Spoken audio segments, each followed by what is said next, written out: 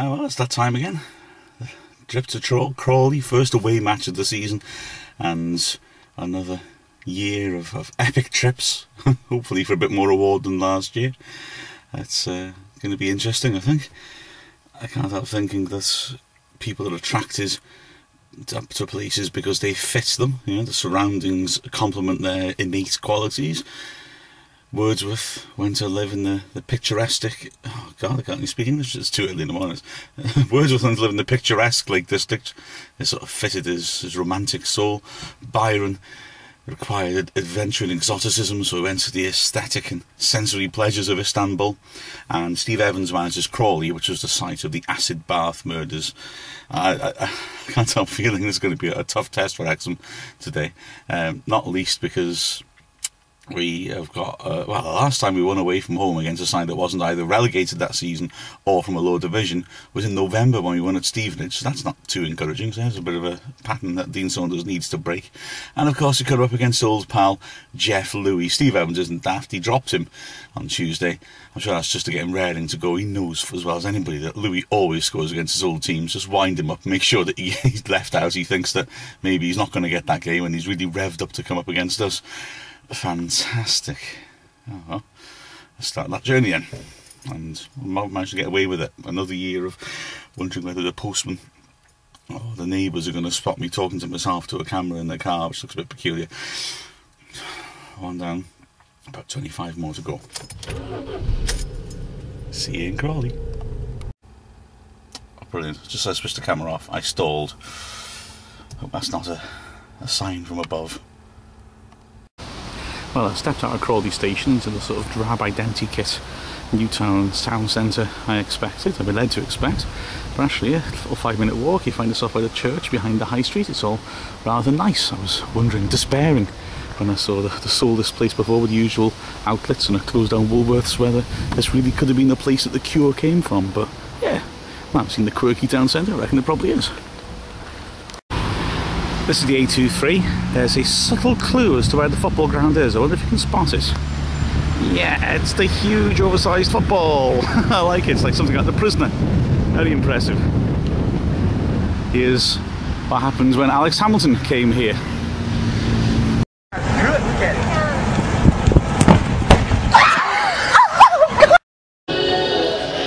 This is Broadfield then. Quite strange before the match. The Wrexham fans came en masse and went into the bar behind the stand, only to find that it was split in two and all the Crawley players were having their meals there, which was rather fun. Jeff Louis managed to keep himself hidden for a while, but he had to walk through them in the end and got a pretty good reception. The best reception was saved for Hull's goal though, against Chelsea, to be honest with you. And the most important part of my journey down here so far is that I've worryingly become addicted to fishing phone-ins. Driving to the railway station, I was listening to this fishing phone-in, and I thought, well, I've always wondered, why do people actually bother with that? I mean, what's the fascination with fishing exactly? And by the end I was gripped. Apparently Teddington Weir is the best place to catch gudgeon. Crawley Town win the award for least necessary explanatory caption. Dismissed nice goal by Chris Maxwell and Warmer. The key thing, Jeff Louis on the bench. I don't know how I feel about that really. No, I do. Want him to stay on the bench, I suppose, because he's bound to score past us. Let's be honest, there's an inevitability about it. Mind you, I haven't said that. If he stays on the bench, probably means that Crawley are hammering us. Oh God, following football's confusing. Well, you'd think from the big novelty football and the footy themed underpass I'm about to walk through that they like their footy round here, but I'm not so sure. Probably a dangerous thing saying that while walking through Crawley. But well, they do. Nice club, nice people, very nice people.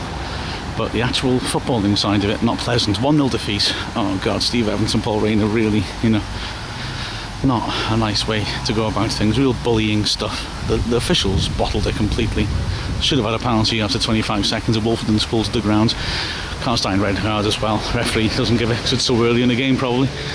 And from then on, well, conference referees are conference referees because they're not able to go any higher. And I'm afraid that showed they were put under constant pressure, like constant abuse from Rayner and Evans, and it worked. The linesman gave a couple of free kicks to Wrexham early on because Gareth Taylor was getting fouled all over the place.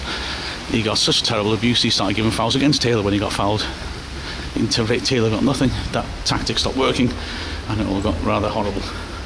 I don't know. But yeah, the officials bottled it. And I'm not surprised because they were bullied. At half time they couldn't go into tunnel because Evans was standing in the entrance waiting for them. It just leaves a very, very bad taste in the mouth, as all our experiences against Crawley have done, as a lot of people's experience against them have done. It's not nice, it's not football, and it's just rather ugly. But Wrexham's away form's getting worrying now, and we've got to improve on it. We've got to improve on it soon. Even Jeffo we got on at the end just to make sure he got his win bonus against us. Ah well, that's showbiz. Roll on next Tuesday. And Gareth Southgate went to school in Crawley. He didn't have to do much to get a road named after you around here, do you? They're very environmentally aware in Crawley. I bet that banner gets used all the time here. And Steve Evans moans about every single referee in every single game. Not doing better. Oh no, no, not me. No way, hose.